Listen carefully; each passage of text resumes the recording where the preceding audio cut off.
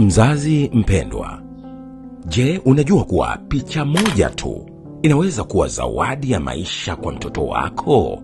Ndiyo, picha moja inaweza kuokoa macho na hata maisha yake.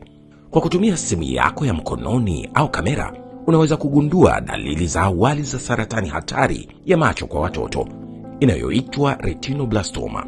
Chukua muda kidogo, angalia kwa makini picha za zamani za mtoto wako, au mpige picha mpya akiwa anaangalia moja kwa moja kwenye kamera kwa kutumia flash. Je, unaona mng'ao mweupe au mwanga usio wa kawaida ndani ya jicho lake? Usisubiri dalili ziwe kubwa. Tumia teknolojia iliyo mkononi mwako kama silaha ya kwanza ya kulinda afya ya macho ya mtoto wako.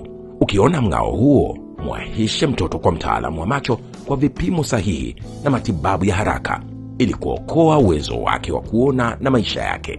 Kumbuka, retinoblastoma ikigunduliwa mapema inatibika.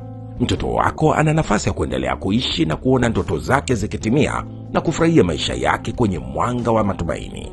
Tambua mng'ao, chukua hatua, okoa macho na maisha ya mtoto wako. Kwa taarifa, elimu na ushauri, tafadhali piga simu nambari 199 bila malipo. Ujumbe huu unaletwa kwako na Wizara ya Afya, sehemu ya elimu ya afya kwa